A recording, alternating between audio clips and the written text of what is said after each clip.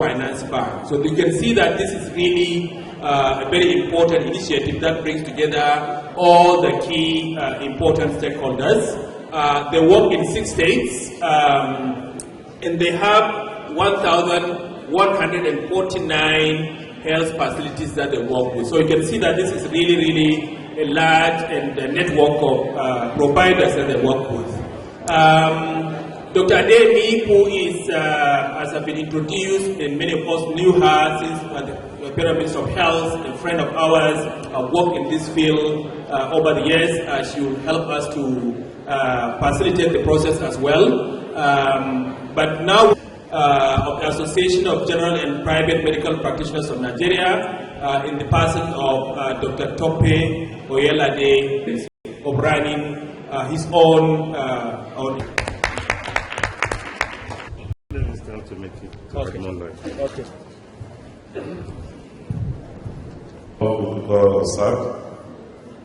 As I mentioned, I'm Dr.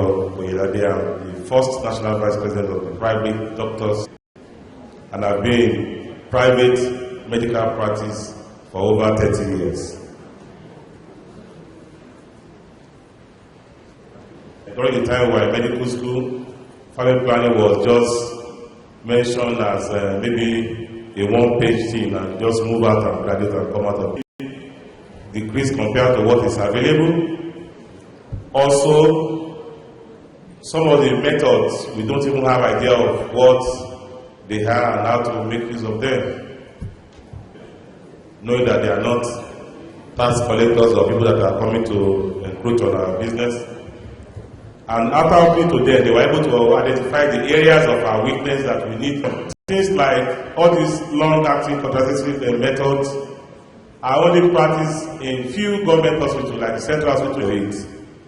But with the shop's intervention, we went through a lot of trainings. We went through a lot of training on longer training. I can tell you today that the private hospital services to our people in our various communities, and see what the outcome has been on Edo State. Also, not only training us, shops are able to do, they ask you what you are doing, they inspect you on what you are doing, to go back to all areas that we have our various professionals in Edo State. We're able to render it to our clients. They have taught us how to map out them. They have also been able to link us up with those who present themselves for family planning after we have cancelled them. We make sure that we make up for those who cannot pay. I think we deserve a hand up. We also felt that there is a need for us to train other members so that if all the private hospitals are now, and we have about 690 people to hold family planning in Edo State. But another 60 states have been trained. The 60 states are trained at the measurement and train our members in other states that they have not been trained, so that all these things could be available to all people across the country. But that is, if we're able to get support, just the way shops have been supported to train us, if we're able to get that level of support also, we'll be able to replicate what we have done in these 6 states, in the 36 states of Nigeria. They are taking care of their health needs through the private sector. And if this is in this country, the commodity, a lot of things, and also I also watched out between the private sector and the government sector was not too smooth. But through these workers working together for the good of our people, I thank you very much for your attention. I am very impressed with the consciousness, and I know that he has done a lot of advocacy. The next person is the chair of the Lagos State branch presentation. Thank you. Thank you very much.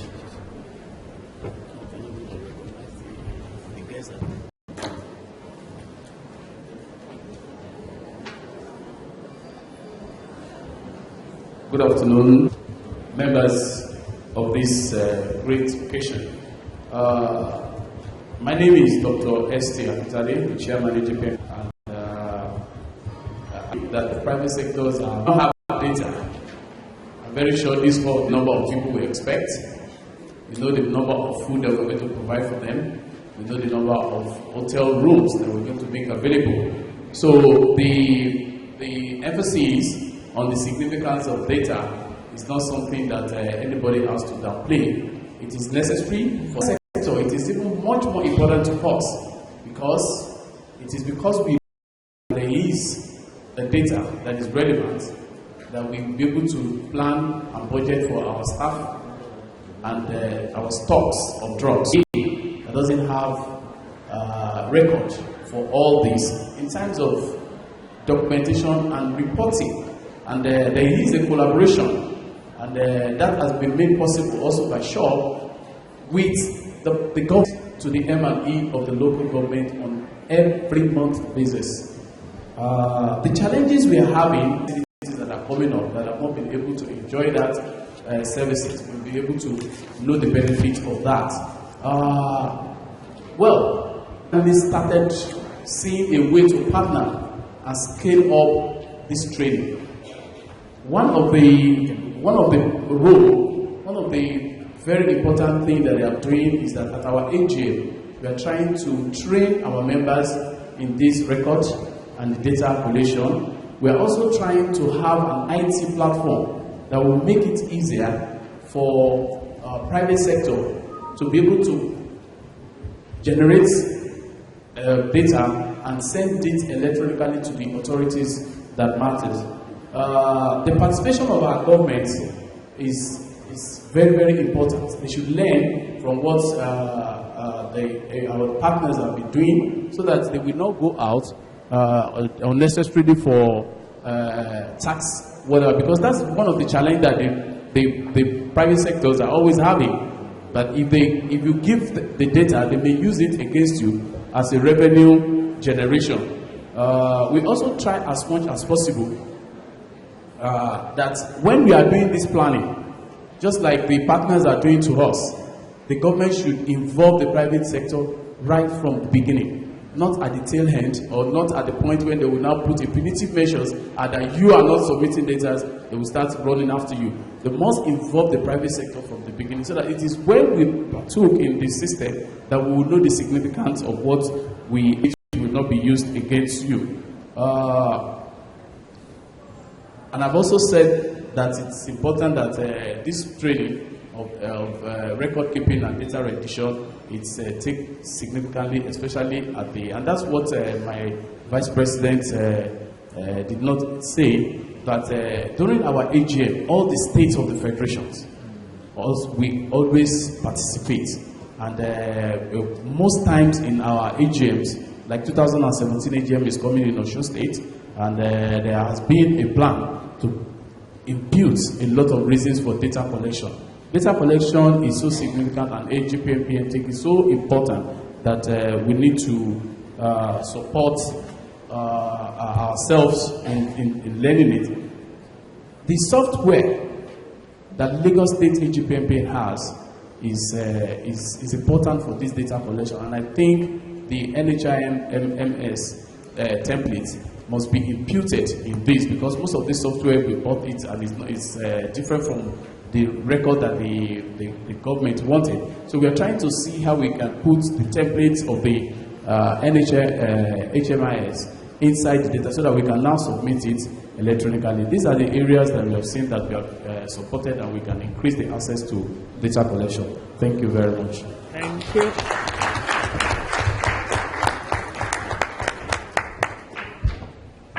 Thank you, Dr. Shehu, for this presentation as well. As Dr. Shehu was about to start his presentation, we are honored by the presence of, I want to say Dr. Toyin Saraki. Even if she doesn't have a medical degree, the president of Sogon is around. I'm sure we can confer the medical degree to her as well. Those of you who have known her have heard of the work that she did when she was in Kwara State as the First Lady in Nigeria, but also in Africa. She is the founder of Wellbeing Foundation Africa, anywhere you go, in the continent, in Nigeria, around the world, I think that when it comes to issues around family health, and especially the matter of health, I think she's in the forefront. So we are very excited. So in addition to her degree as a lawyer, I think that Sogon will also give her a honorary degree in medical medicine as well. Isn't it, President? Thank you. In the spirit of continuing our conversation around partnership, we have the pleasure and honor to call Mrs. Sarah, who is working with the Edo State Ministry of Health. We have had, you can see the relationship that is being developed between various partners in order to enhance the quality of lives of our members. So I would like to call her to give her own 5 to 10 minutes open comment. Thank you. Thank you, Mr. Chair, Co-Chair, other panelists, my distinguished colleagues, all other ladies and gentlemen. My name is Yoraju Edopai, ROAFP Coordinator for Edo State.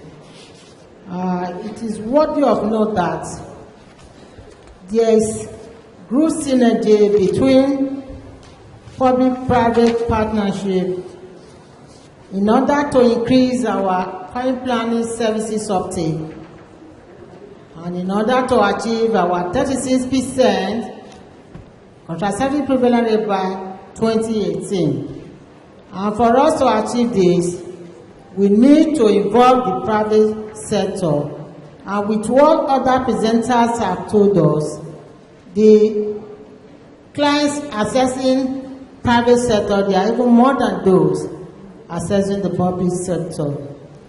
When shops came to Edo State, strengthening health through private outcome, they did mapping. As has been said earlier, we have about 619 private facilities in Edo State, and they map about 314 facilities.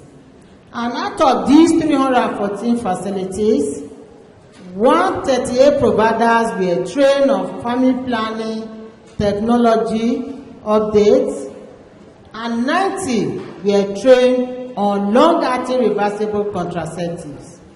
And we know for us to achieve high couple year protection, we need to train more people on LAC so that they be able to have that skill to render such services. And right now, with what they said, we already have 90 private health facilities trained. And one shop now went up. We need to sustain what they've done for us. We cannot fold our hands and allow it to go into extinction. And in such a case, we are going to collaborate further by involving those already trained private sector to train others not yet trained. And for us to get a standardized quality of services, LP services, we need to mentor those in private sector by going on supportive supervision. During supportive supervision, we need to carry out what we call on-the-job training so that they know what to do. If they are not doing it right, we put them right. And at the same time, for us to show that quality of service, both in public and private sector, we need to give them tools to work with. We need to give them protocol, national protocol on family planning, guidelines on family planning. We need to give them medical eligibility will, so that when they are not counseling a client, they will know what to do. And also, we need to also teach them balanced counseling strategy, so that they don't impose any method on a client. Client best method is what we call informed choice. And I want to also say that we need to also collect data from them. In such a case, we need to give them capacity building, and also give them the tools to capture data, what we call contraceptive logistic management tools, like daily consumption record, whatever service render, they should document. And also requisition and issuing form. Because we went for that to discuss that there is need to give them steady supply of commodities. But in doing so, we know private sector, the demand for fees. But we want to go into MOU where we standardize the amount to pay in private sector. For instance, if they are giving injectable, if it's 20 naira, it will be 20 naira all round. Because the essence is that we want our women to benefit. And while we are emphasizing quality in services, they are serving our people, whether in private sector or public sector. And another thing that is very key in terms of allowing them to have that quality, we build their capacity, especially on lab. I want to also use this opportunity to commend shops, sending health act country private sector for a job well done. So we need to applaud them at this moment. Thank you. Because if we have other partners coming in to put in such effort, I mean our CPRO can even double, can even be 80% by that 2018. And finally, I'm using this opportunity to call other partners to also come to Edo State and assist us to train more providers on lab. I know Nori came, they train about like 30 providers, then Maristone train 80. But we have many other providers yet to be built with capacity. Thank you very much. God bless.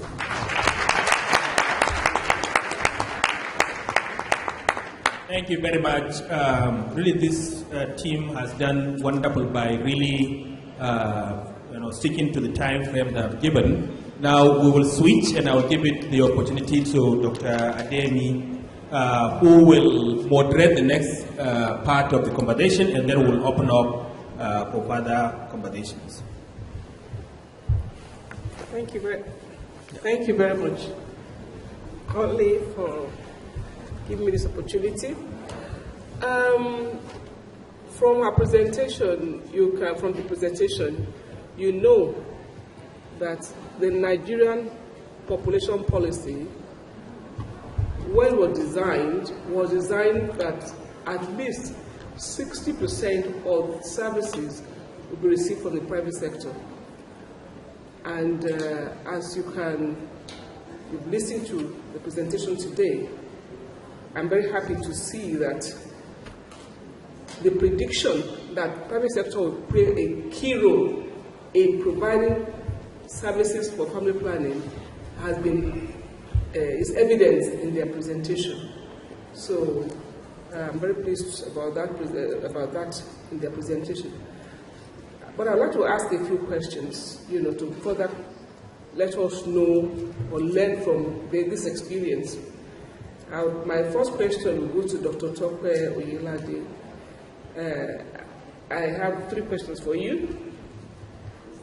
First is, how can you are in Edo State, and from your information, when we leave medical school, at that time we left medical school very scanty information on family planning service, and following this assessment by SHOP, they were able to identify your weaknesses, train, and ensure the services, the family planning services were rendered.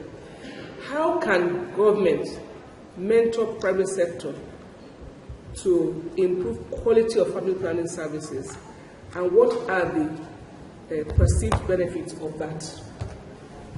My next question is, shall I ask you all the questions and then you can take them? Yes. Okay, good.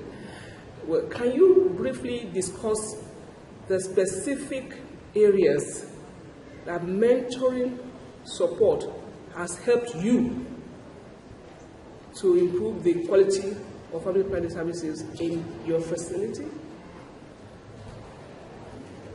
Finally, how can your association mentor its members on quality family planning service? Thank you. Thank you. Thank you very much. The first question is how the government can support us. We let me put it, if you look at the quality of training that we have, I'm sure is capital intensive, and it involves a lot of training materials and quality people that deliver those updates. We had lectures. I don't know how they were able to bring such quality speakers. We had Professor Adekule staying with us for a week. You know, people who have left medical school for over 30 years. You need time to teach us. You can't just come and be, as we mentioned one statement, we stop again. He has to explain. We mentioned the other one, we stop again. He was that patient with us to make sure that he was able to carry all of us along at our level, to arrive at the level which he wanted us to arrive at. We made use of Hall, all those classifications. After going through the whole theory, then we now started, they have mannequins which were used for practical demonstration. Pre-test, post-test, even after the test had been done, questions asked about why the questions were sent, everything was open, and it's an unusual way of learning. It's like they were teaching you to succeed, not teaching you to test you. That was the way we were taught. So everybody got interested in the whole thing. And the practical session was not difficult because we have the patient, but the problem is that we couldn't render those services. But immediately they know that we could render those services, all those things came up. The area I've benefited specifically, in the area of lab, I've been looking at it, I've watched it on YouTube, but I was not confident enough to go and put my hand and go and try what will invite problem to my practice. But when he came and demonstrated everything to us, then all the possible questions that I wanted to ask, he was able to teach me. And, you know, when people come close to you, even hold your hand to make sure you slot all those things in very well. Then we now start asking, what if this one happens, what do we do? This is what we should do. What if this one happens? You know, the training was so detailed, and we had a lot of time to do all those things. I've really benefited from that. Having seen what they have done, we as an association, we are eager to carry this thing across to all our members. But we don't have the materials we have to buy, and to take a doctor out of his practice for a week and start training them to make sure that they understand all this thing very well, it takes some time to make. They will still come and visit you in your facility.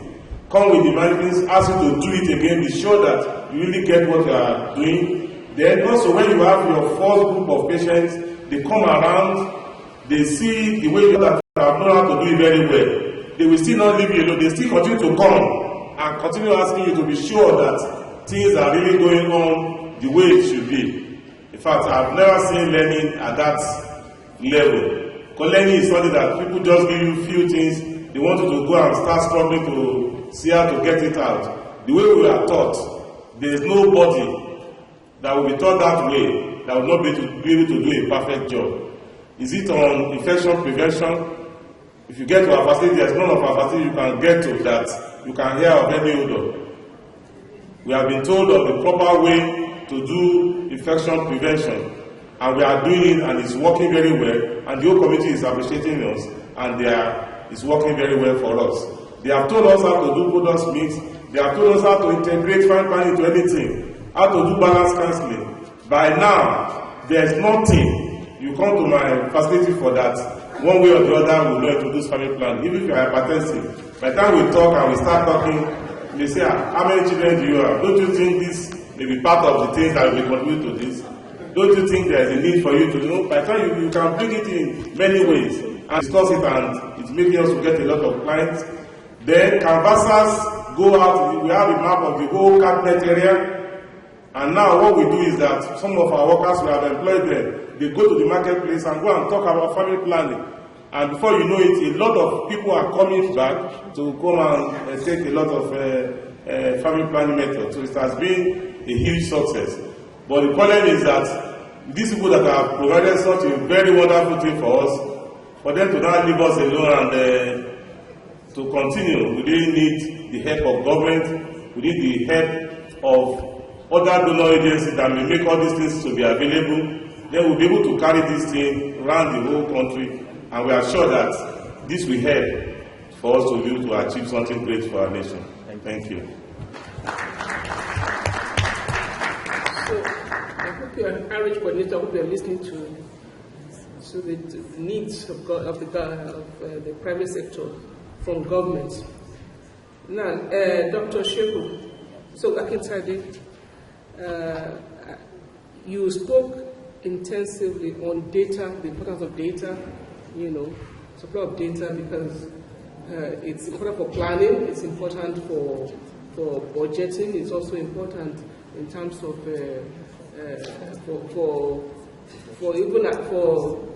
monitoring national data, feeding into the national, state and national data.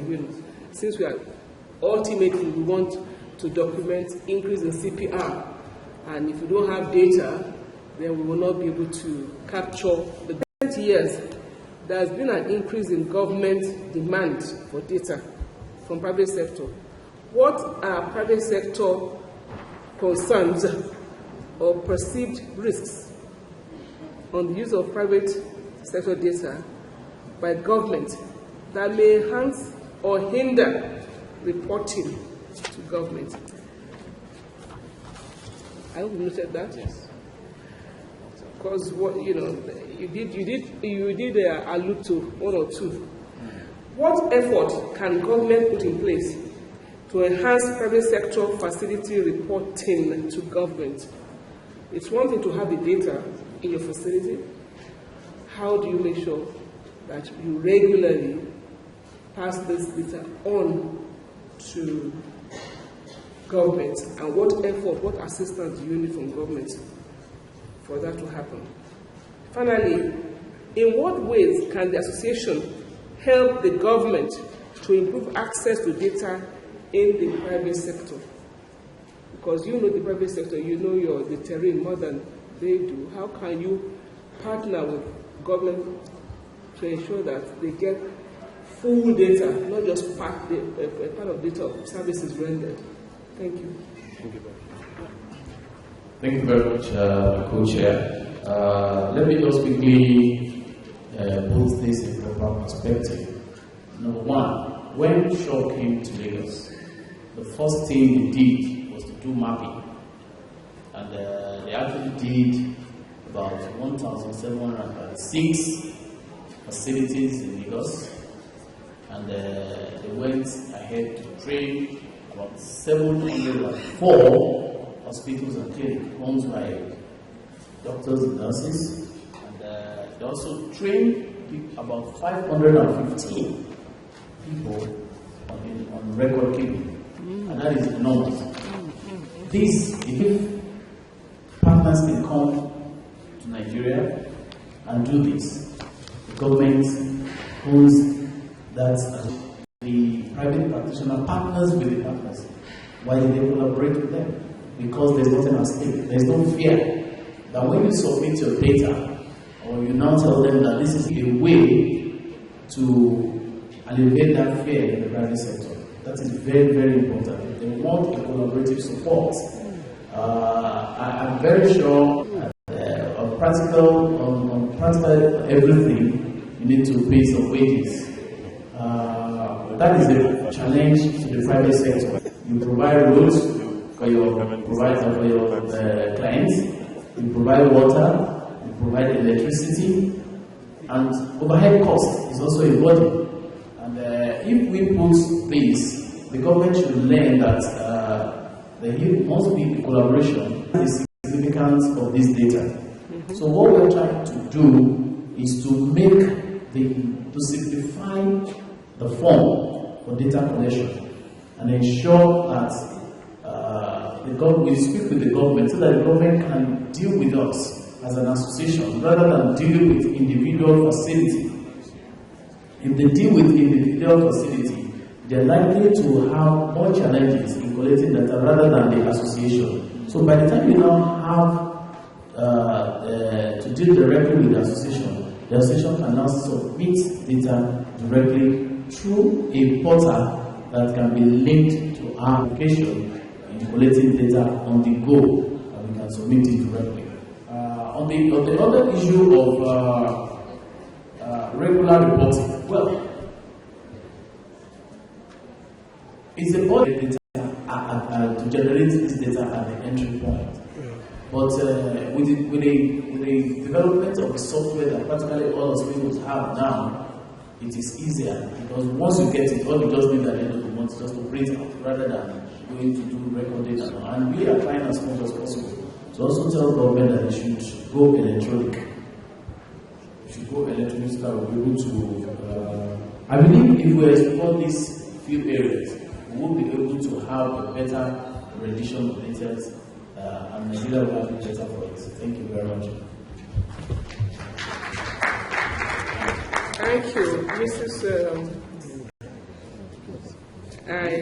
I was very excited about your presentation, where it's evident that you are working very closely with the private sector, and you recognize that they are partners in progress, and for that reason, you are relating with them adequately.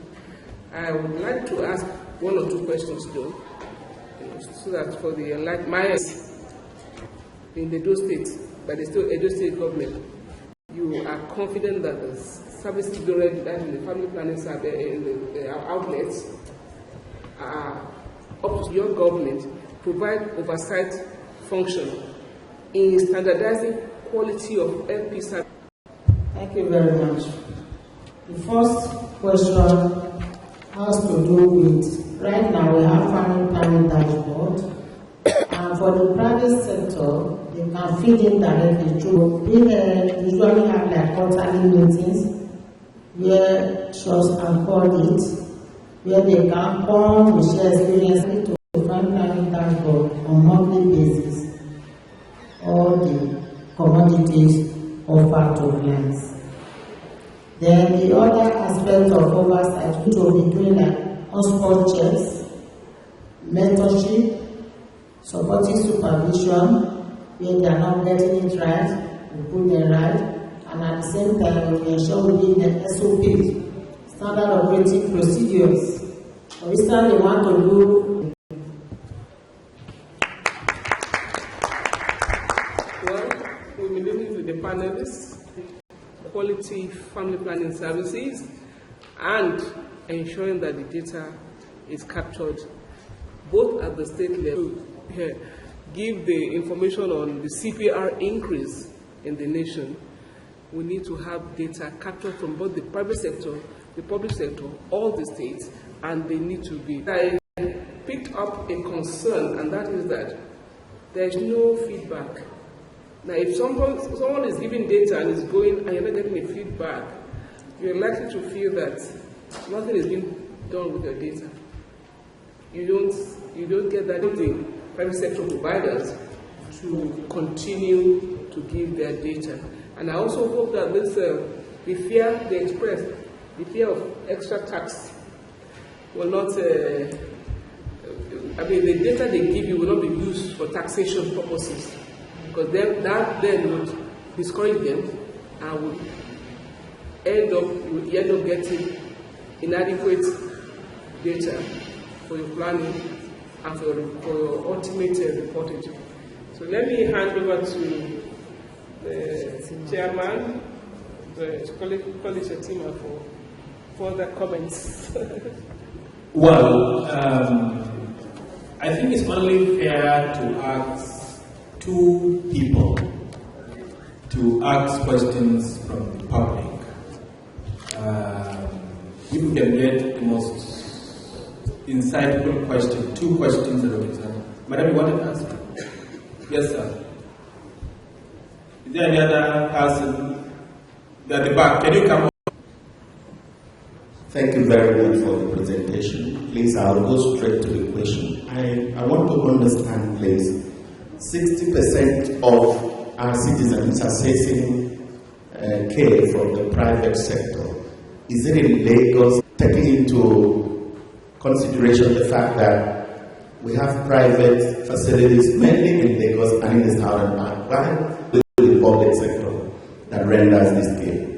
Please, I'll need clarification on that because this is a national audience and we may use that data if there is a public sector and the support from the private partners. And I'm very happy too that the issue of quality has been emphasized. We issue where some private facilities, the proprietors of some private facilities, train some people. For instance, it has been reported. Those type of things goes around in this country where private facilities train auxiliary nurses and use them. A mere adding the name nurses to the auxiliary will ensure quality of care. When providers of private hospitals train nurses, is that ethical? Is it acceptable? And who are the ones that register these auxiliary and license them to practice? And who authorizes rendered by these people if they are used at all? How safe is the services that they render to our citizens? Thank you very much.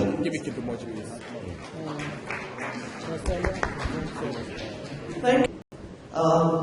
Of the private sector. In your presentation, I didn't actually get the model of a public-private sector partnership. You're talking about the family planning provider network that was set up even before shops came. So you need to give a whole context of what is happening before, what's happening now, and what you want to do as sustainability. I'm excited that the sustainability, with the resource that you have in Lagos State right now, what model of a public-private partnership have you deployed? We need to understand that. Secondly, with my former colleague who raised the question of being saying most of the services, because the audience needs to understand that the percentage of family planning service is not clinical, which is the PMVs and the pharmacy. So we need to separate, when we talk about private sector, two distinct rendered. Specifically for family planning, it's not that huge for the clinical, but it is for MCH services. So we need to make sure that this understanding goes broad. Because when we say private sector, please refer to which arm of the private sector. Thank you.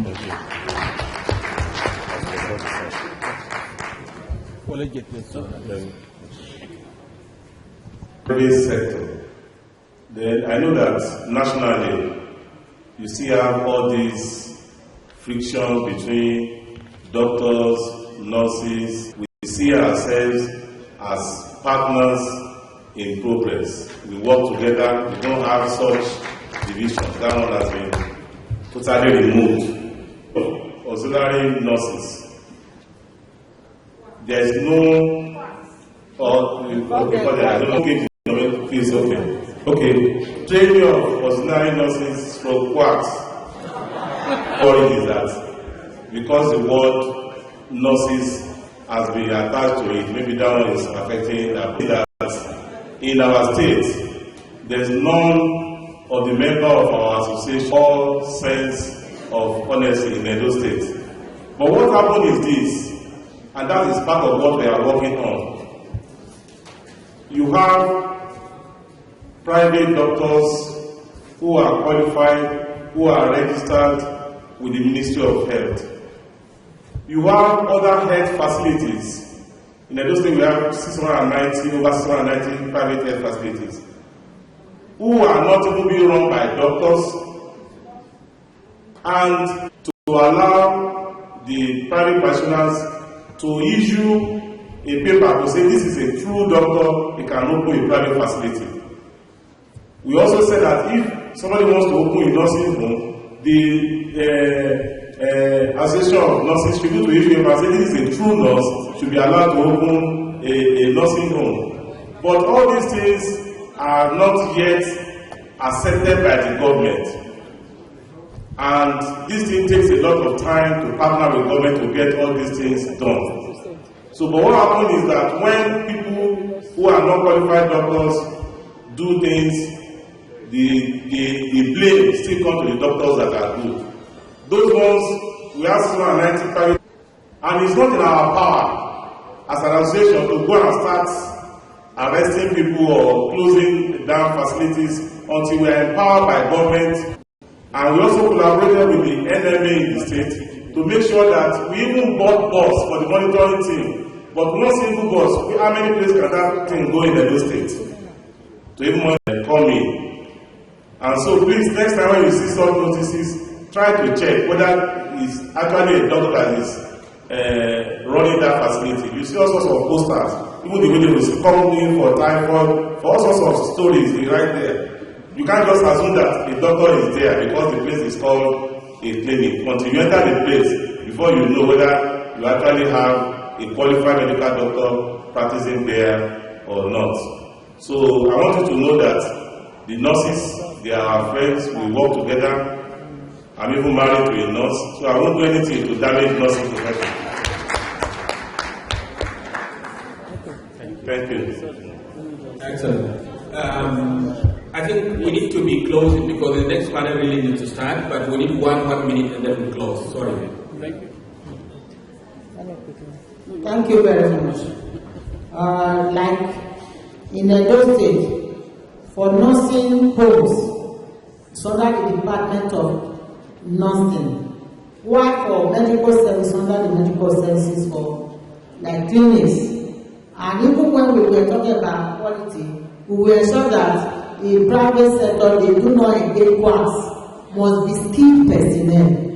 And of recent, they see many hospitals and nursing homes, those that are not actually professionals. Thank you. Exactly. Okay, fine. I think we have to get these statistics very right. This 60%, 40% ratio is a national figure. It has been quoted previously since we started this program.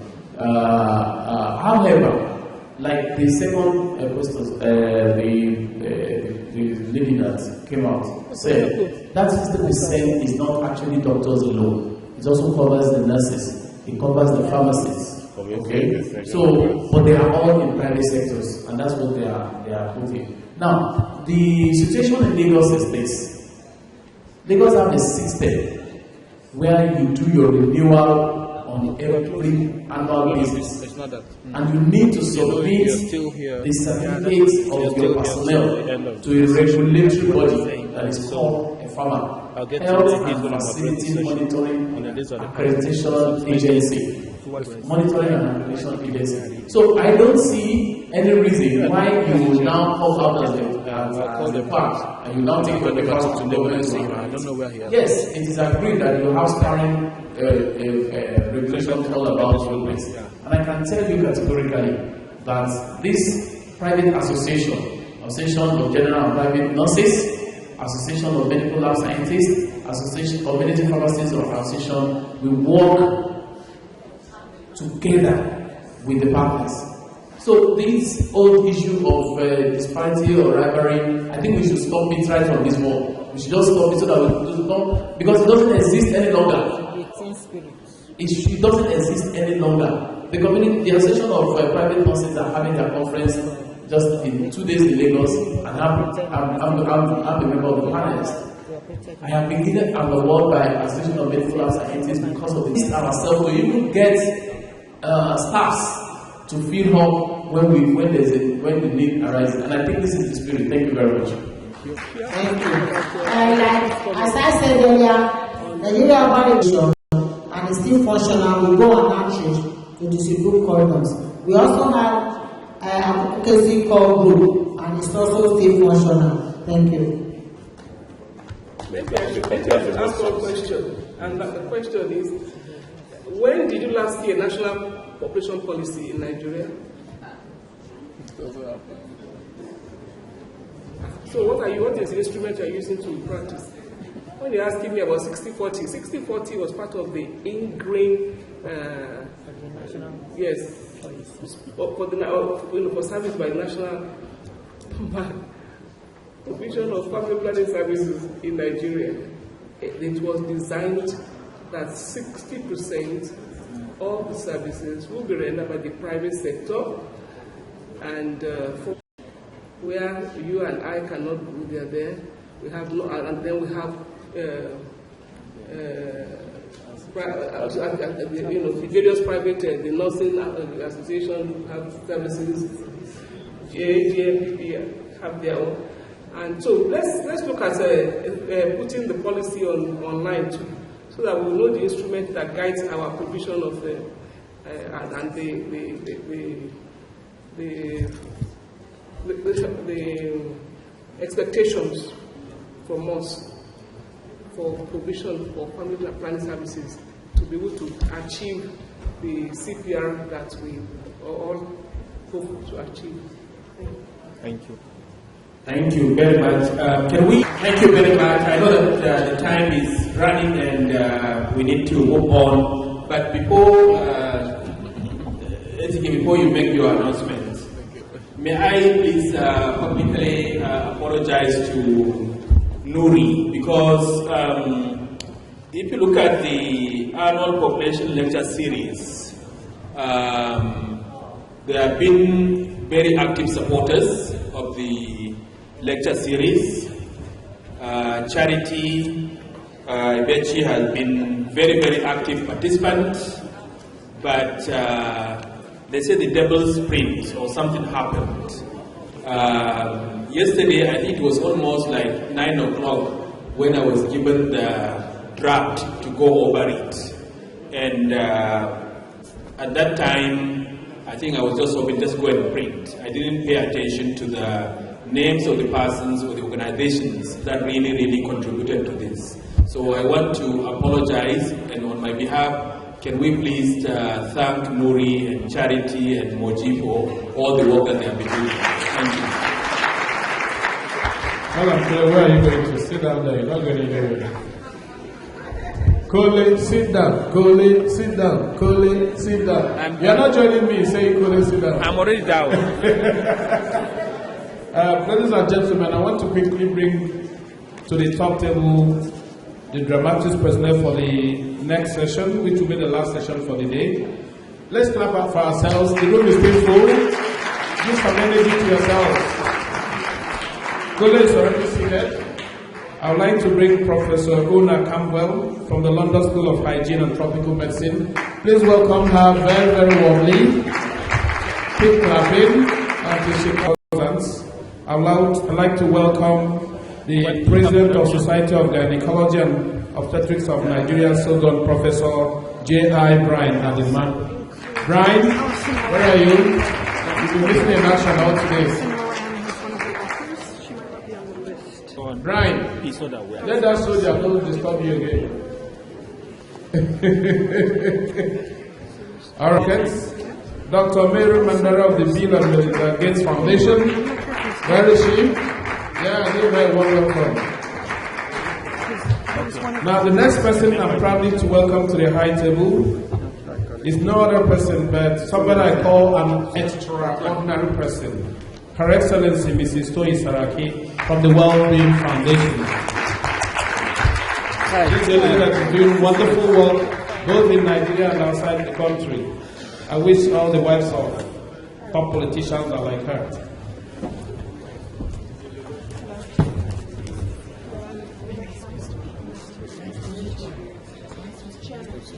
I'm not the chairman.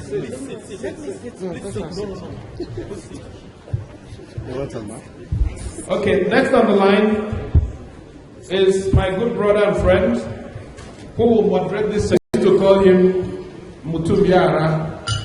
He used to be the head of the Adolescent Reproductive Health Department in the Federal Ministry of Health. Please give him a good round of applause.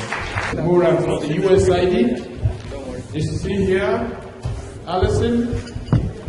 Oh, give her a good round of applause.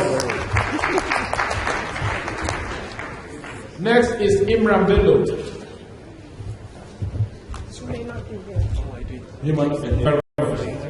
I will now hand over the microphone to take over the moderation of this session. Thank you. Good afternoon, everybody. You know, I have a theory that Nigerians only answer you when you greet them the second time. Good afternoon, everybody. Aha, yeah, it never fails. Okay, welcome to this session. Like we all know, we're talking about the Lancet Maternal Health series, and we have these esteemed people who've been introduced to us.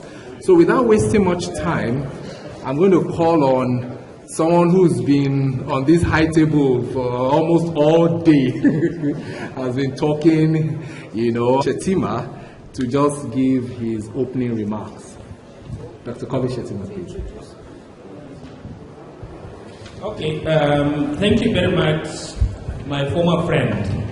You know, me and Tunde, we used to be former friends.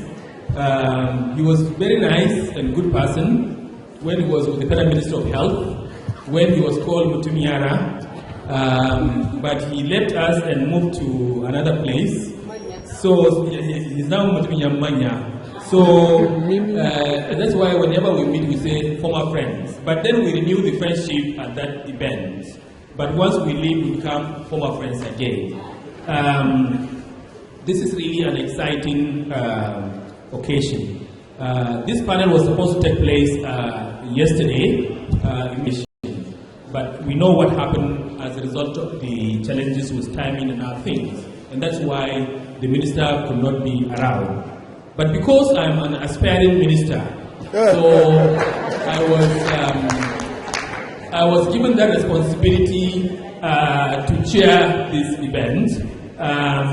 And I think that because of the work that we have done and tried to work with, especially with Chingwe, tried to put this panel together, probably that was why I was asked to do that. Met her first yesterday, but she's here again today, who, as you know, is from the London School of Hygiene and Tropical Medicine, and I think everybody really knows that school. Everybody knows that school. She is the lead researcher of the Lancet series that we are going to present, which was presented yesterday, but the content will be discussed today. She has been a major contributor to this our field. She has worked in Middle East, West Africa, Southeast Asia, and South America. Today she is here. Ms. Campbell, welcome.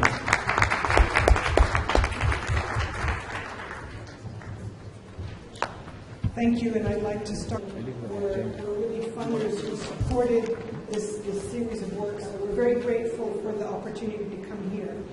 And I just want to start by saying we presented and launched the series as a side event of the UN General Assembly, and your esteemed Minister of Health was there on our panel and gave some key words, but he also challenged us to talk about family planning. And so we're really here in this, it's very honored to be here in this conference on family planning and have the opportunity to talk to you here in Nigeria about our global series.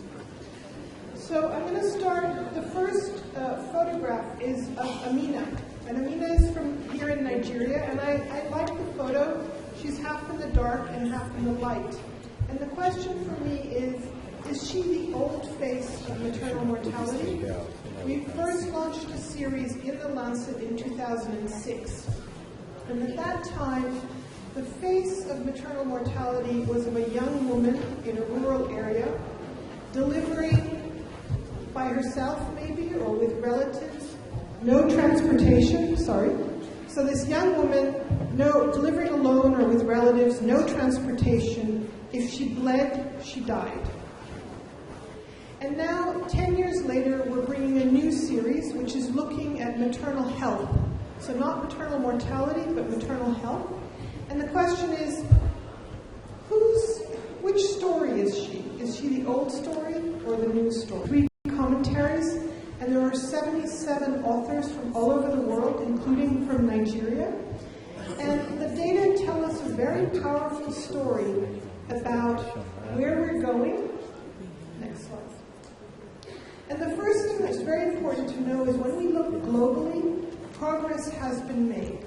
Maternal mortality has come down by 44%, and at the world average is 215. We see that we've made progress in terms terms of coverage of key health services. So contraceptive prevalence has increased. Great opportunity. First of all, many lives have already been saved because of the women who are contraceptive. But if we could tackle unmet need and reduce that 12% to zero, family planning, those of you in the audience that work in this field, you're doing us a great service. This is the closest we come. But in sub-Saharan Africa, unmet need is even higher, and so the potential for gain is even greater. When we look at other aspects of skilled care, there have also been improvements. 2/3 of women globally now have 4 or more antenatal care visits, and 3/4 of women are now delivering with a skilled birth attendant. But also, if I can draw your attention to the arrow, that's Nigeria. And you can see that some of the countries in surrounding countries in sub-Saharan Africa have had really dramatic increases in facility delivery and women accessing skilled care. But there are challenges that remain. Next slide. If we look specifically at Nigeria, we see that there's been some progress, but also that there's much more to do. Maternal mortality, according to the latest UN estimates, have decreased by 40%. But when we look, we understand that there are 58,000 women dying in Nigeria each year. And this is nearly 1/5 of the women who die in the whole globe. So that if we want to address maternal mortality globally, it has to be addressed in Nigeria as well. So again, big challenges for the audience. And the target for the SDGs is really ambitious. It's to have a maternal mortality ratio for Nigeria of 140 per 100,000. That's a huge decline that's needed. Next slide.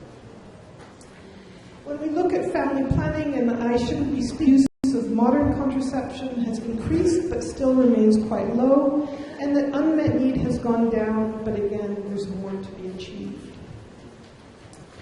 When we look at maternal health care services, we can see in 2013, and we can see that coverage has increased a little bit, but there's a huge amount to be done. But the other thing we see is something that we also see globally, that is changing, and it's not one single story to tell. There's different things happening in different places. So if I move back to the global series, what the series tried to do was it tried, first of all, to aim for universality. Middle and high-income countries. There's a paper that addresses maternal health issues in the United States, in Sweden, in all the high-income countries in the world, because there are challenges there as well. The series, if I could just go back for 1 minute, the series also looks not just at mortality like we did before, but we look at health. We look at the whole continuum of care, from family planning to antenatal and maternal care, delivery care services, but also we recognize the importance of the newborn. Mothers don't just want to deliver safely, they want to go home with a living, healthy baby. And also that the solutions have to be local. We cannot hold a global series and say, this is what Nigeria must do. Picture is too complicated for that. Now, as we move away from mortality, the numbers become staggering. Okay? Globally, there are 210 million pregnancies happening each year. And if we want to care for all of these women and all of these newborns, we really are talking about a very challenging 58,000 for Nigeria. So a really big challenge in terms of provision. Okay. The series, in addition to looking at the epidemiology and trying to understand the numbers and the causes of maternal ill health, and we have challenges like increasing obesity that causes complications, as well as having women who just don't have enough food to eat. So we have a whole spectrum. But the series looks at care, and one area that I think we've neglected and could do much more is really understanding, how do women even get to care? If you're in a remote and rural area, are women moving before they're in labor to a maternity waiting home or to stay with their auntie in the town to be close to services? How are they getting to services when they're in labor? Are they walking? Are they going by car, by ambulance? How are they getting there? And also, what proportion of women are moving from a lower level facility to a facility where they can get life-saving care? This is an area where we've neglected to understand how women get to services, and we can do it quite. Where do deliveries take place? There's huge variability. These are two pictures from India. You see a very fancy hospital and a quite run-down health center. Next slide. When we try to understand who does deliveries, this is a classic slide showing skilled birth attendants, and the red are deliveries with skilled birth attendant. You can see the US is nearly at 100%, and there is Nigeria less than 40%. But the series drills down deeper, and what we see, next slide, who's delivering them? And you can see if you look at Nigeria in the light blue, those are women who are delivering at home, but completely on their own. Who's going to run for help when there's complications? We also see in the little yellow band are women. Again, there's no one there who's delivering them. So another challenge.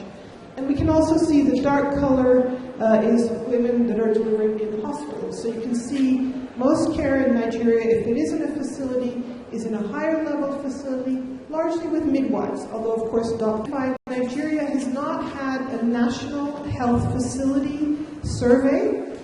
So I'm showing you data from Kenya. I know that in 6 states the World Bank did look at service delivery indicators, but if we look, I'm showing you these data from Kenya. It's not just about women coming into facilities. We want to make sure the facilities can provide care. But only 20% have basic infrastructure. That's water, sanitation, electricity. How can we bring women to hospitals where there's no water? Huge challenge. When we look at routine care, facilities able to provide routine care, it's better, it's up at 60%. But when we have succeeded in convincing women to come into health facilities, but we're not guaranteeing that those health facilities provide good care.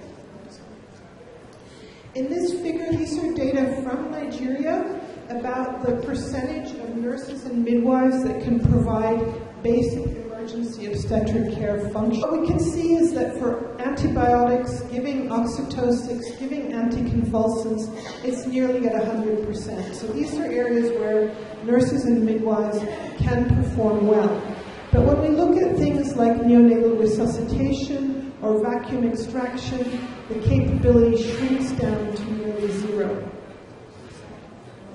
And the service delivery indicators by the World Bank study in 6 states showed that only about 17% of health facilities could correctly manage maternal and neonatal. We want to skilled birth attendants, we want them to come to facilities, but really we want to make sure that they get appropriate, timely, evidence-based, and respectful care. And respectful care is very important. But what we find is that all too often women get care that is too little too late. For example, women get care that is too much too soon. So for example, in some settings, women are all given routine antibiotics postpartum, or all are routinely induced or augmented in labor. And these are also bad quality care. Cesarean section is a life-saving intervention, and here we look down in the orange, and I've drawn an arrow for Nigeria. You can see that the cesarean section rate in these low-income countries is less than 10%. Cesarean section is a life-saving intervention for the mother and the newborn, and this is too little. But we also see at the other end of the spectrum too high. And very often this is associated with private sector care, care that is poorly regulated, shortages of key staff. And this again is a problem. So too little is a problem, too much is a problem.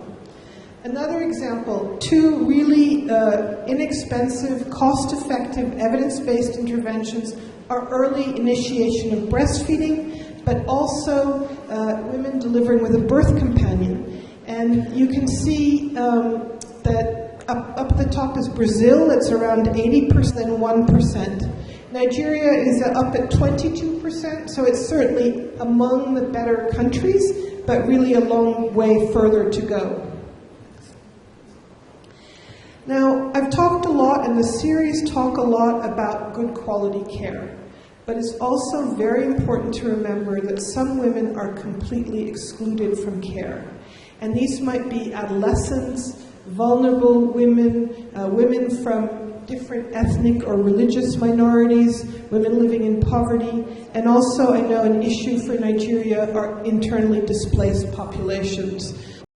You know, we've talked about huge progress, but there are 53 million women on our planet today that are not receiving childbirth care at all. It aims to look at the future, okay? Very challenging. And I think what we try to look for in the future is to recognize that maternal health, as we move from an era when we had our own Millennium Development Goal to one where we're a part of one of 17 goals, is that maternal health is going to be affected by social, political, environmental, and demographic changes. And that there are shocks from outside the maternal health field that relate to governance, economic growth, urbanization, and health crises. But also that there are health system innovations that can be leveraged to improve maternal health, such as universal maternal health coverage, behavioral economics, and mHealth. So looking here, these are data on GDP growth, the annual percentage for Nigeria, and you can see that in general over the period. But this means that there's more potential money if we can only persuade our leadership and our governments to prioritize family planning, maternal and newborn health.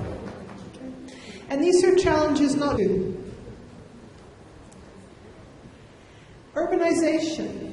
Nigeria is rapidly moving from being a rural country to being an urban country. Look at that percentage. It's faster, more urbanizing more rapidly than the rest of Western Africa and Africa. And this poses opportunities and challenges. It's easier for women to physically access services in an urban thing that we need to learn, particularly for people in informal settlements and who are financially excluded.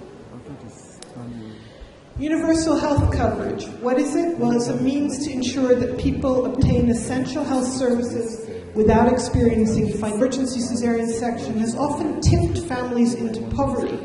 And by addressing that, we can ensure that we don't make poor people because they're having to pay for something that saves their lives.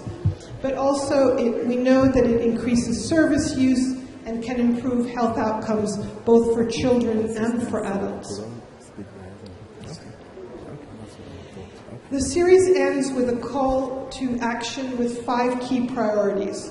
The first 2 are about quality. I've talked a lot about quality. And the second is about equity, making sure no one is excluded and left behind. The resilience and strength of the health system. Sorry, can you just go back for 1 second? Guarantee sustainable financing for maternal and perinatal health, and that includes family planning. And improve the availability and use of local evidence to inform action and accountability. Next slide. Health system. I think the huge challenge here is the health workforce. We've seen that we need to improve facility capability, but we really need more maternal and newborn health workers.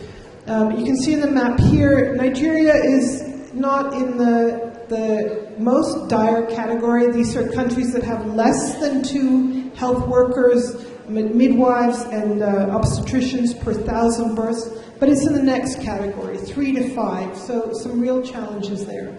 And again, yesterday, we know Nigeria has the health bill, and we heard about the need to have more state and local support to these areas. There are, of course, going to be some countries which remain too poor. Some countries will still need donor assistance, but there also need to be big efforts to ensure optimal allocation and efficient use of resources. And then finally, evidence. I'm a researcher, so we always say we want more evidence. But I think what's important in this priority action is that evidence needs to be linked to action and accountability. And that's where you, as members of civil society, can really help us, not just collecting and to hold us to account and governments to account and yourselves to account. So in conclusion, the two big areas that I want to emphasize are the quality of maternal health care, for all women, and guaranteeing access to care for those who are left behind or most vulnerable. Countries in the global community, we argue in the series, must take action to reach every woman and every newborn everywhere with good quality, and looks to us. And I think the challenge is out here in the audience to respond and to make sure that women in Nigeria, like this young woman here, can have a healthy future with good maternal health. Thank you. I just need to acknowledge that the maternal series and the opportunity to come here was funded by the MacArthur Foundation and the Bill and Melinda Gates Foundation, but also all the institutions of the lead authors that are shown here, including, for example, USAID with Dr. Alison Moran and Marge, in terms of who we reached out to and made sure we hit on the right topics. Thank you very much. Thank you.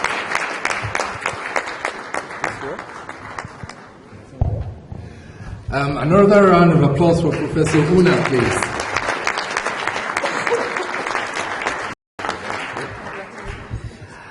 We've heard it all, us, about the situation, at least in Nigeria, from the issues of access, issues of who takes the delivery, low cesarean section rates, and our unfortunate contributions to the absolute numbers of women who die.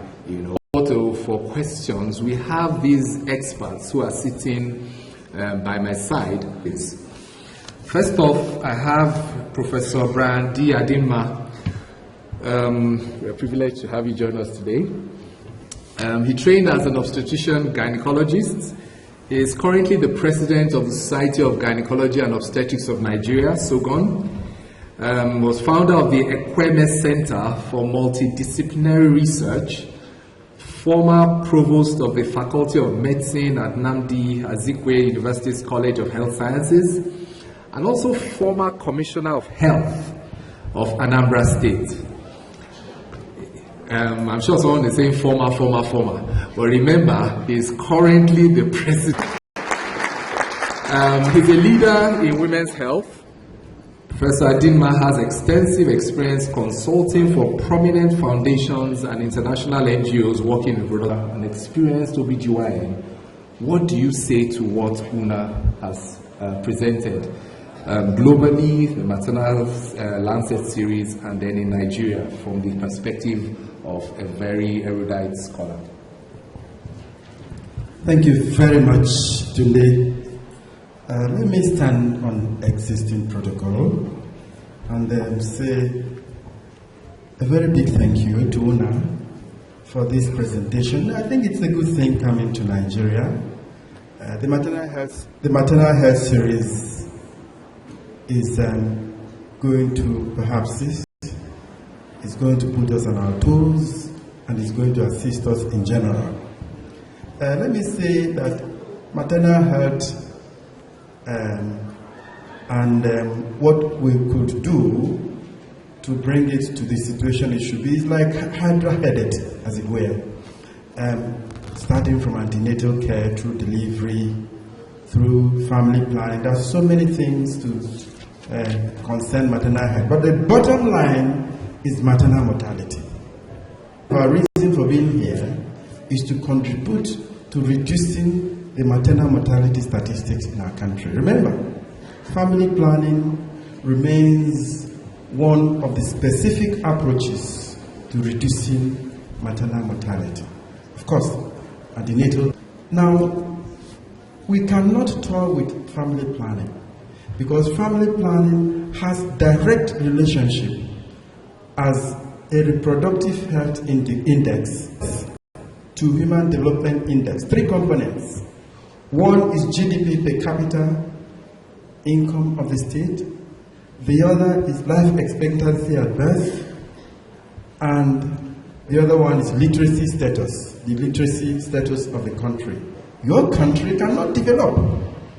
Now let me show you the relationship between family planning, and these HDIs, the Human Development Index.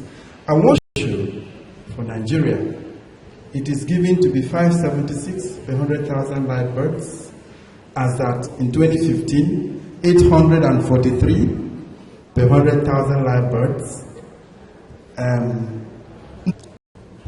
Nigeria has contraceptive prevalence rate of about 14 reproductive health indices. Let us also take 2 human development indices. Now, GDP per capita as GDP per capita income. Nigeria has 6,100 United States dollars. If we take life expectancy at birth, Norway has 87 years. Between the reproductive health indices, particularly family planning, maternal mortality ratio, and human development indices. What this tells us is that we have a lot of work to do. We have to shore up our reproductive health indices. And every effort, all hands must be on deck towards making this happen. Now, having said this, it is, like I said, all hands on deck. The Society of Gynecology and Obstetrics of Nigeria, we arrogate to ourselves the prerogative of being the bona fide custodian of women's health. Well, obstetricians and gynecologists everywhere had not gone on very well, but I think we are going to get there. There are challenges, there are bottlenecks, but with the kind of concerted effort, again, all hands on deck, we shall get there, and we shall get there sooner than later. Thank you. Audience, begin to note your comments and questions. We'll open up the floor very soon. I'm now delighted to introduce Dr. Meru Mandara, an obstetrician gynecologist by training and currently the country representative of Nigeria for the Bill and Melinda Gates Foundation. Dr. Mandara works and expertise in managing maternal and newborn health programs gives her hugely valuable insight into our best strategies to advance our people's health. So, Dr. Mandara, you've heard Una speak again in maternal health. How do you respond with in the context of investment for maternal and newborn health? Thank you very much. Statistics that looking at the presentation and what has been shared with us, I was just telling Una yesterday that I wish we could call him grand teacher because he taught the person who taught me obstetrics. He taught the person obstetrics and the person taught me obstetrics, Professor Ladipo.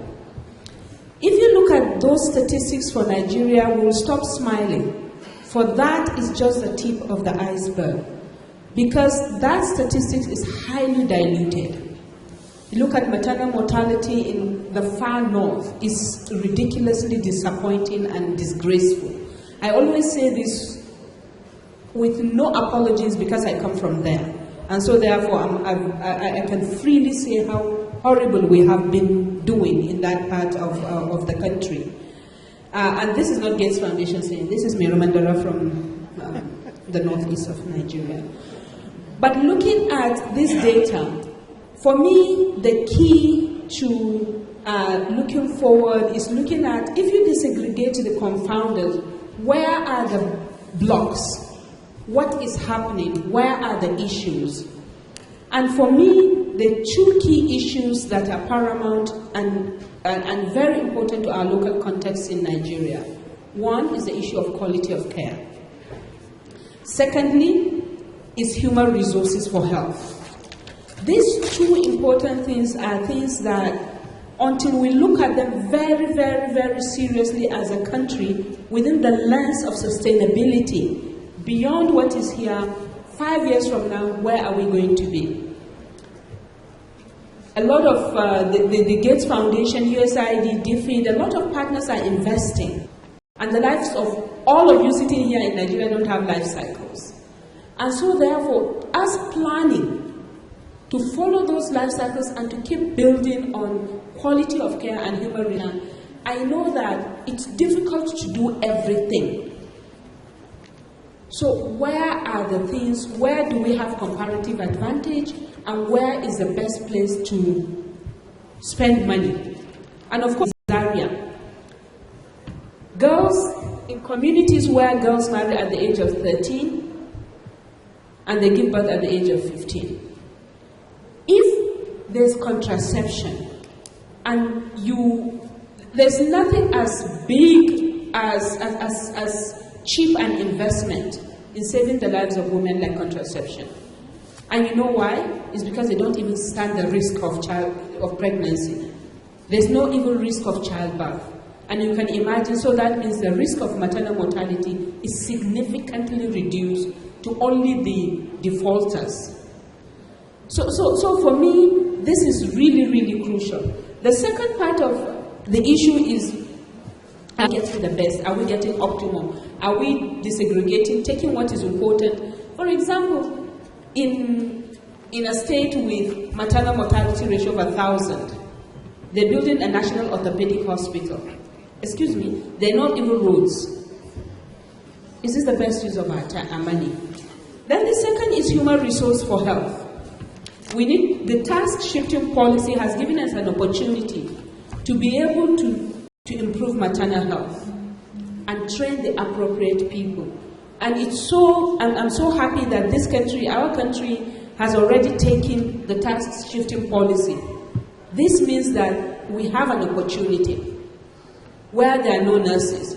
I was in Gombe recently in a program we support with the Gombe state government, where they're training their village health workers to be able, you know what, to identify signs of. These are people with primary school education. They can tell you when a woman is anemic. When a woman is pregnant, they make sure that they always carry in their pocket folic acid, and they give her if she hasn't gone to collect her own yet. This is reality for us. We're not America, we're not Norway, we're not Britain. We encourage our state governments to start their own school of nursing. The law allows them. Let them start their own school of nursing and keep quality. Maintaining quality. You know, I can talk, I was a teacher, so you better stop me when they start. Okay, so we need to stop dreaming and face the reality of who we are as a country. We're task shifting. Let's make sure that these people, there's quality, there's supportive supervision, that these paid village health workers, you know how much Gombe state government is paying them? And they're moving women now, referring women. Each village health worker is attached to a primary health care center. And they are just flowing the thing, and it's so beautiful. This is the reality in Gombe. Partner with the teaching hospital and local government so that all these doctors that are more than patients in teaching hospital can move to local governments. So let's be ingenious. Let's look at it. And I'm sure, I always say that the economic crisis we have in this country, I honestly believe is a blessing. Because now we're facing reality. You know what? People who used to fly with headache to America, with toothache to India, with backache to Egypt, now toothache, Garki Hospital, backache, National Hospital. This is an opportunity. Two things.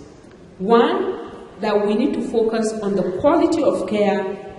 We need to build our human resources, and we certainly need to make sure that mortality. I thank you all. Thank you so much, Dr. Mandara. Thank you so much for speaking. You know, it's interesting, the last two speakers have been obstetrician gynecologists. Una ended by saying we need evidence for action, for planning at multiple levels. We do, and for accountability. Just yesterday, WHO launched or changed, the issues of antenatal care. I don't know how many know now. So from focused antenatal care of 4 visits, it's been increased to 8. So the key issues, okay, let you absorb the news. And one of the key issues they found out was the issues of preventing stillbirth. That the more the visits are, the likely you pick those conditions that can prevent stillbirths. Anyway, now finally, this person is not an obstetrician gynecologist. That's number one. She's a lawyer and a mother with a personal testimony on child mortality. She is the founder, president of the Wellbeing Foundation for Women Africa, where she advocates for maternal, newborn, and child health. She is the Global Goodwill Ambassador for the International Confederation of Midwives, the ICM, and recently, she has received numerous awards for her considerable advocacy work, and she gives powerful voice to the maternal, newborn, spoken. You are a powerful voice for the voiceless. How do you see women and the voiceless women and children that you are so passionate about? Good afternoon, everybody. I'm ready to speak, and thank you for describing me as a lawyer and a mother, because that's exactly what I am. Fundamental human right. I think that every woman around the world, and more especially every Nigerian woman, in a country of, I think, an estimated 176 million deaths, which 30% of which could be prevented if women had access to family planning. So I really take a rights-based approach. Nigerian woman, I would tell you, actually, that the issue of lack of access to family planning, it's not a problem of the poor, an implant. And yet, I'm the advocate that moved for the task-shifting policy to allow injectable contraceptives. I think that says a lot.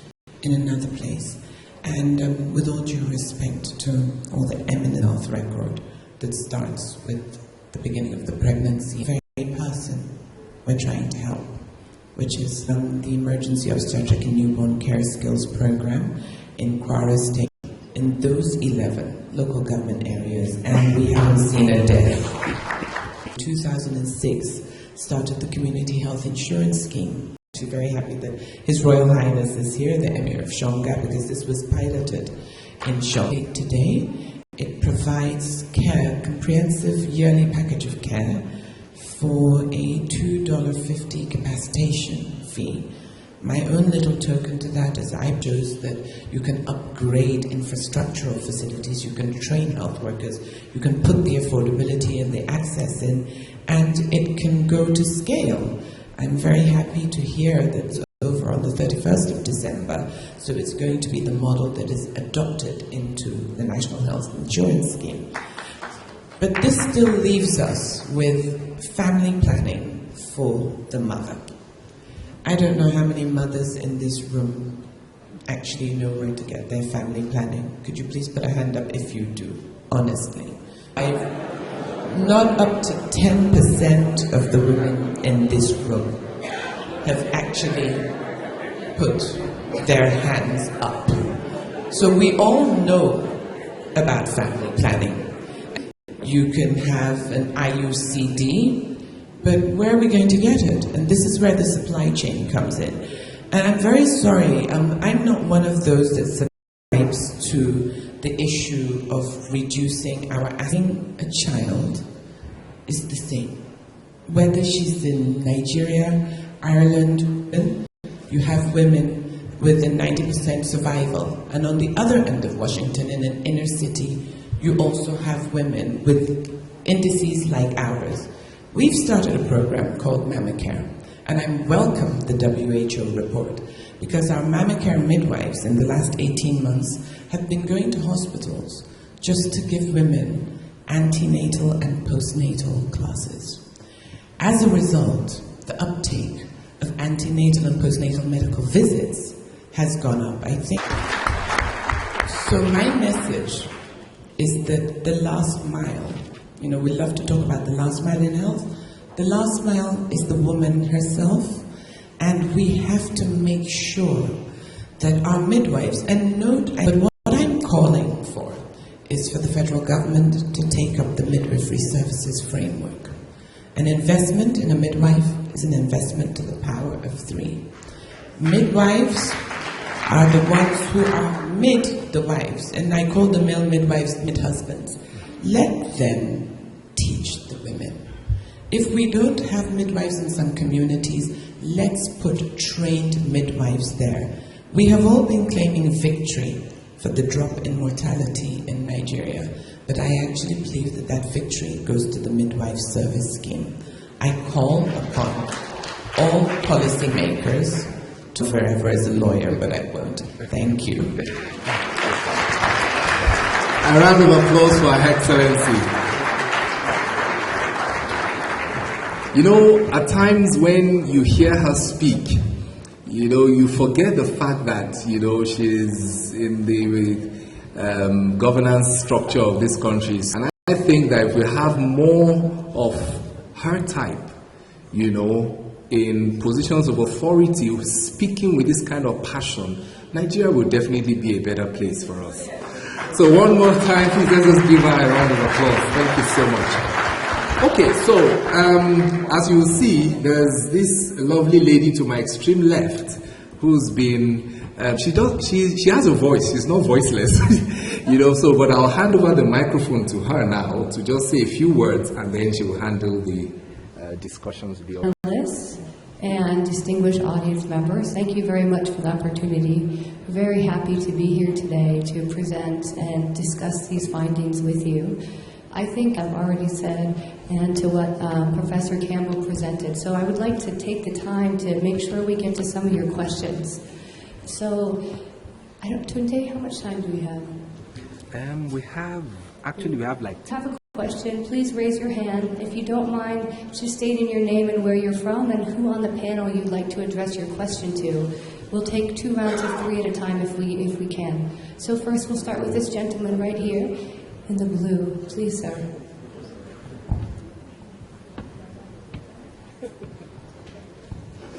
Yeah, thank you. Mine is not a question, it's more of a comment. Professor Igieba is my name, from Benin, UBTH.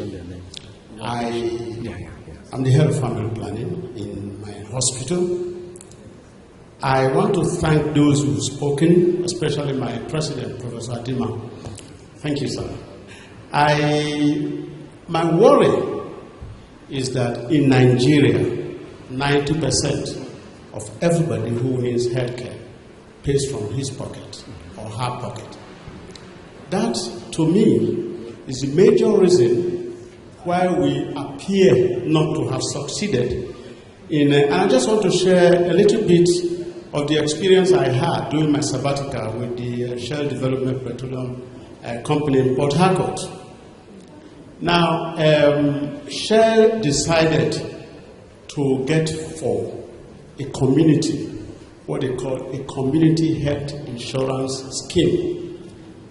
The community health insurance scheme started with the indigents of the community paying $3,600 as a premium and non-indigent $7,200.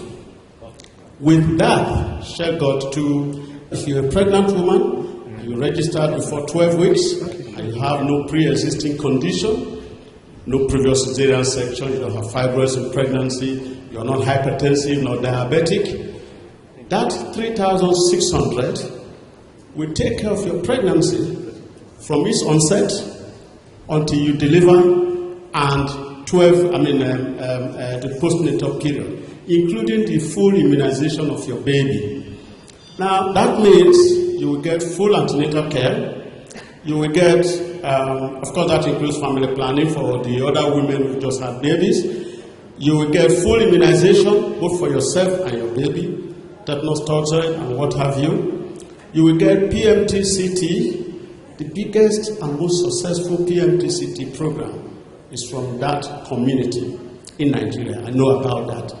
You will also have your delivery free, including cesarean section. That means if you have a cesarean section, you're going to pay only the $3,600 if you're from that indigent, and the $7,200 if you are not from that indigent. You won't believe it. It will also include cervical cancer screening program for you. Now, in fact, when I was there, almost every international news agency interviewed me. Why is it succeeding in Port Harcourt when it is not succeeding elsewhere? Why is our national health insurance scheme not succeeding? Thank you. Okay. I think this works. Alice, I think this works as well. Thank you very much. Please. Can you encourage them to be brief?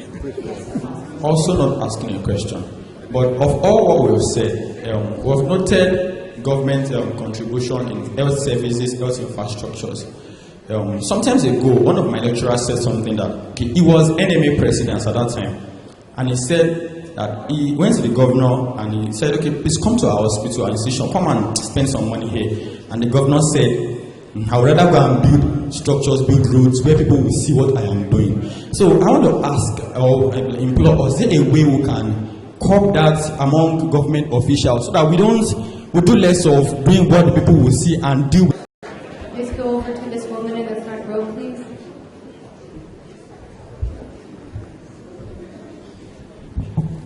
Mrs. Agboro is my name. I'm from Lagos. I represent Patoria Hospital. The former commissioner to Anambra, commissioner of health to Anambra. So when you were delivering your message, you said that ONG is a custodian of women reproductive system, and you did not mention the midwives. The first delivery on earth. I am jealous. The first delivery on earth, however primitive, was by a midwife. So always carry the midwives along. Okay. One question. Let's take one more, and then we'll give the panelists a chance to respond. Sir, please go ahead. Yeah. Good evening. My name is Lanre Abbas. I work with the Oyo State Primary Care Development Agency. I think since about 3-4 years ago, it became made available in the public health facilities. And I think a lot of people are benefiting from this. But what we see on the field is that the consumables that the service providers will use along with these commodities are not free. And for this, a lot of service providers, people are complaining that service providers do charge them. And we are looking for a time when where we want to be, and I want the panels to please address this so that the service providers would not have any excuse for them to charge any of our clients in the public health facilities. Thank you. All right, thank you very much. Can we have the microphone back? I'm going to give the panel a chance to respond, and if we have time, we'll do some more questions, okay? So thank you. Please hold on to your questions. Yeah, so do you, anybody wants to Thank you. Physician and gynecologist is also a midwife. Yes, he is. He's a midwife. A mid-man, a mid-husband. Okay. Thank you very much. Excellent contributions. And I think we're encouraged. Professor Higeba, one of us, you are wondering why the National Health Insurance Scheme had not worked. I have been worried too, more worried than you can ever imagine. Only 2 days ago, I was thinking about health in Nigeria. There's a fundamental problem about health. What is powering health is fundamentally faulty. It is like when a palm wine tapper fouls the air from the top of a palm tree, the flies get confused. Yes, there is now health in Nigeria is in the concurrent list, legislative list. It is not in the exclusive legislative list. In making decisions on health, the National Health Insurance Scheme, at the time the Parliament was discussing this National Health Insurance Scheme, they did not take accountable contribution. The local governments refused to key into it, and that is why of 2014 is also an act of the National Parliament. It is going scheme failed. A best practice from Nigeria failed because the states refused to key into it. The Violence Against the Persons Prohibition Act is also another thing that will only be effective only in the Federal Capital Territory. The states refuse to key into it. So we have a fundamental problem, and we need to review the health system. I was talking with some parliamentarians, members of the House of Assembly, and I was telling them, look, they say, oh, it's a constitutional matter. I take any headway. And I told them, why don't you take this course? When an act of parliament comes, the Senate is debating on it. The lower house is also. Everybody is carried along, and you will effectively get the implementation of whatever. You know, even this thing has affected even international conventions like CEDAW. With Child Rights Act, we need to have 2/3 of the states domesticate it before they can become effective. So you can begin to see what is happening to our health system. This is why we're not making a headway. And this is why we need this. Otherwise, we have to find alternative. Constitutional amendment must come in. Health should be in the exclusive legislative list. I tell you, when I was commissioner for health, I came into Anambra State. There were only 2 doctors in the local government. The 21 local governments, only 2 doctors. Only 2 midwives in the whole of the nursing department. Others were either principal nursing officer, assistant chief, chief nursing officer, and they were all as old as I am, and they couldn't do anything. And I said, what is it? They said, there's embargo on employment. So we need to review our health system. 2 days ago, I was looking at a survey on the MDGs, and I found something that was very interesting. I found that when they compared the zones, Southwest, Southeast were very high. Comparison. The local rural area talked to doctors in Delta State in 2 days' time. 2 things that Southwest, Southeast should go to Northwest, Northeast. Otherwise, our statistics, a nurse, a lab scientist, double the salary to go to the rural area, he will go. We need to review the health system's mandates, and we need to reach out to create parity in the sector. No. Yes. If I could just add one, I believe that your answer actually lay in your very first pediatrician. The answer lies in the community health insurance scheme, coverage scheme. When you give ownership to a community and you take tertiary community to the realities of the ground, success. Thank you very much. So I would highly encourage you that had questions, please find the panel members throughout. I'm going to hand this back to Dr. Tunde to wrap up. Okay. There was a question someone raised of the issue of go to the public facility. It's free. And obviously, my own 2 pence is this: action and planning. The government should take all the syringes, the needles, and whatever else the consumables are, and put it in the budget. Sure. You know, that's my 2 pence. But again, the likes of President Ladipo, we should throw it back at the government, because it's their primary responsibility. CSOs here, CSOs can help. You know, how much does it cost to give one woman family planning services? Let's put it in a package. Once you can cost it per woman, we know that, I mean, if you are giving out barrier methods like the condom, it doesn't cost anything, as opposed to. Anyway, my 2 pence. So just to round up this session, let me first of all, as the moderator, thank Professor Una for the excellent presentation. And a round of applause. I don't think she. Thank you very much, and Una, thank you very much. I think usually in such a, let me do what is natural for me. To finish up, to go out talking about the discussion and what has happened, and in concluding this remarkable research that has been taking place, 77 authors, I would want us to go out with 3 things that we should commit to. And I will urge you on your next birthday, there's a low-hanging fruit. Can we please ensure that the National Health Insurance Scheme that is about to go fully live, being pregnant, going into labor, giving birth, having the child, but when you say, oh my God, I want to rest, it doesn't include you. Can we include that? The second issue, whether it is school of midwifery or whatever, but to train midwives. I think these are very, very important. And then finally, what we are going to do differently in order to ensure that women live. And I don't want you to change the 100 meters radius of where you live. What are you going to do? Whatever you decide to do, I am very sure will make.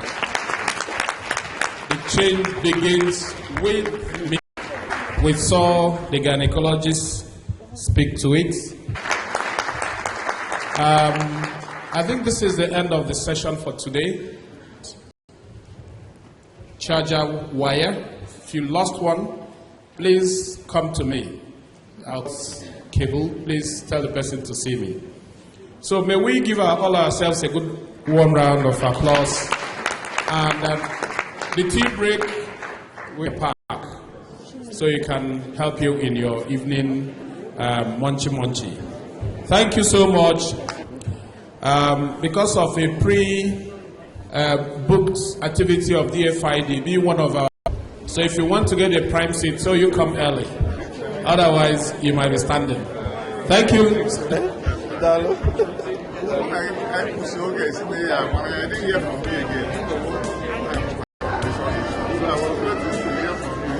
Yes. How are you?